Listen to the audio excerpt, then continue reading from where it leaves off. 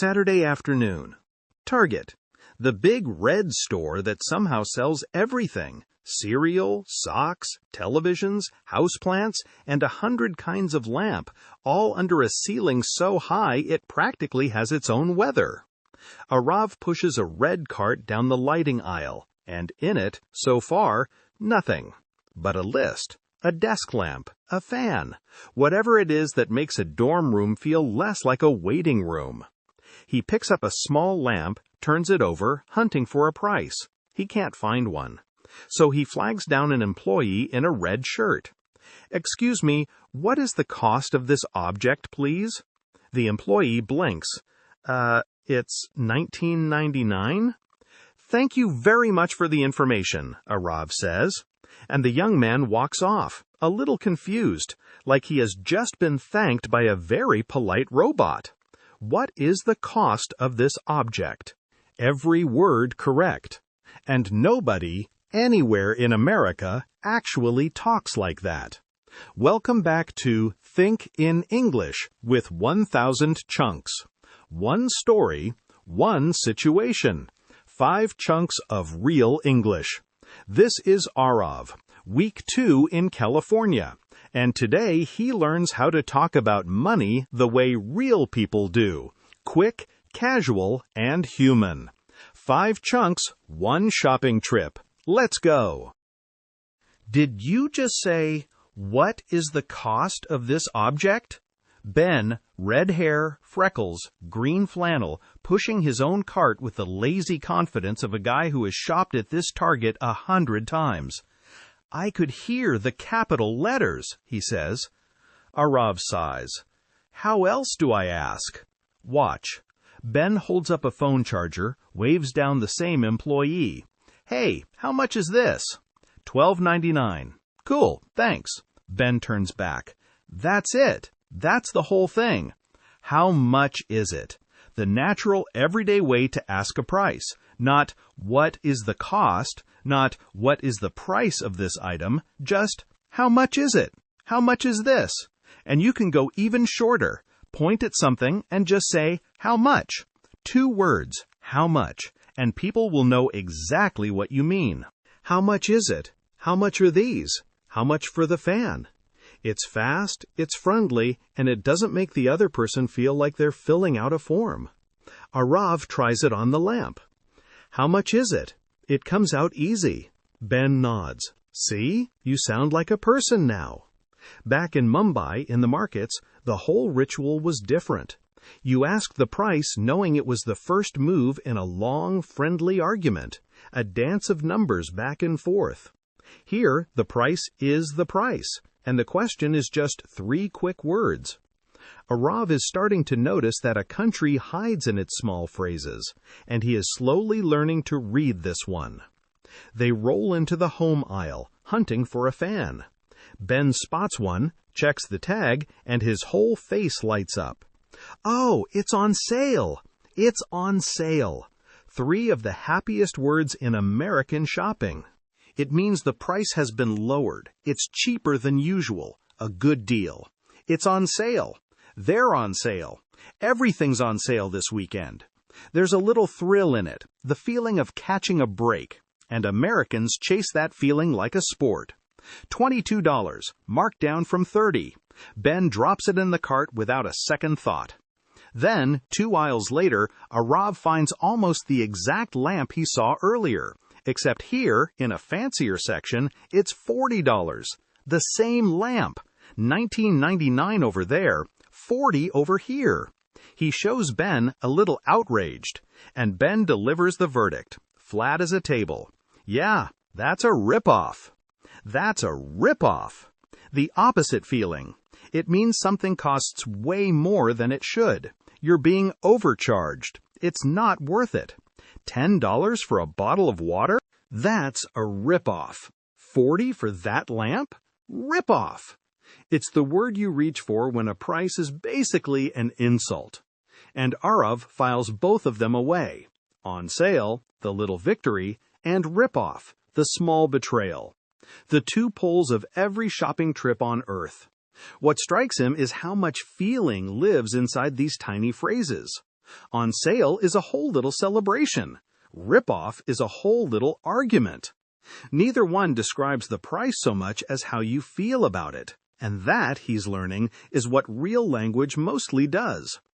In the electronics section, a different employee appears, bright and eager, the way they do the second you look even slightly lost. "Hi there, can I help you find anything?" And Aarav feels the old panic, the urge to explain his entire situation, the dorm, the list, the budget, in one long, polite paragraph. Ben saves him with 3 words. "We're just browsing, thanks." The employee smiles, nods, drifts away. Easy. I'm just browsing. The perfect, polite way to say, "I'm only looking. I'm not ready to buy. You don't need to help me. Just browsing. Just looking, thanks. We're good. Just browsing." It isn't rude. It isn't cold. It's the gentle, friendly way to be left alone in a store without making anybody feel bad. For a person who has spent 2 weeks not knowing how to end a conversation, this one is a small miracle. 3 words and you're free. Aarav practices it under his breath, quietly delighted. Just browsing. Just browsing. He thinks of all the times a shopkeeper's kindness felt like a small trap, the pressure to buy something just to be polite. And here is the escape hatch, hidden in plain sight, gentle enough that nobody's feelings get hurt on the way out. 2 easy words, and everyone stays comfortable. The cart is full now. A lamp, a fan on sale, a set of sheets, a power strip, and a frankly unnecessary bag of chips. They wheel up to the checkout, and the little numbers start climbing on the screen with every beep. Ben watches them go and grins. "All right, what's the damage?" What's the damage? A playful, funny way to ask, "What's the total? How much do I owe?" It pretends that spending money is a small injury, which sometimes it is. "What's the damage? Let me get the check. What's the damage?" It's casual, it's a little bit of a joke, and it takes the sting out of a big number by laughing at it first. The screen settles. $61. And for a second, Aarav does the old thing. He converts it, in his head, into rupees, into the number his parents would see, into the weight of how far that money traveled to land in his hand. But this time, standing there with a cart full of a fan and a lamp and clean new sheets, the math feels different. This isn't money spent. It's a room turned into a home. It's their sacrifice, made into something warm that he actually gets to live inside. He taps his card. $61. Worth it. Ben, oblivious to the whole quiet moment, is already halfway out the sliding doors, holding up the bag of chips like a trophy. "Best purchase of the day," he announces, to no one. And Aarav laughs and follows him out into the warm parking lot, a cart of home rattling ahead of him. Back in the dorm, evening. Aarav unpacks the bags slowly, the way you unwrap something that matters more than it probably should. The lamp goes on the desk and clicks on, warm and gold. The fan hums to life in the corner. The new sheets, crisp and cool. A couple of small things taped up on the wall. And the room, for the first time, looks like it belongs to someone. To him. 2 weeks ago, this was just 4 walls and a stranger's bed. Now there is warm light in the corner, and a fan that sounds a little like the ceiling fans back home. And it is, quietly, a place he wants to be. He sits at the desk, under the new lamp, and opens the notebook to page 9. Real English. 5 ways to talk about money like a person, not a textbook. For each one, when to use it and how it sounds. Listen and repeat in your head. 1. How much is it? Or just, how much? The natural way to ask a price. How much is this? 2. It's on sale. The price is lowered. It's a good deal. This one's on sale. 3. That's a rip-off. Way too expensive. Not worth it. $10 for water? That's a rip-off. 4. I'm just browsing. I'm only looking. No help needed. Thanks. Just browsing. 5. What's the damage? A funny way to ask the total. All right, what's the damage? 5 chunks. 1 red shopping cart. 1 dorm room that finally feels like home. Yours now. Money talk is everywhere, every single day, in every country.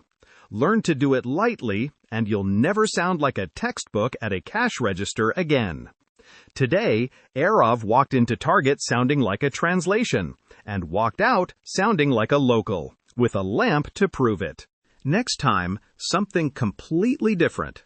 No cafeteria, no store, no friends. Just Aarav, a laptop, a blank email, and Professor Walker's name in the to line. He needs an extension, and he's about to learn that asking a professor for a favor is a whole different language.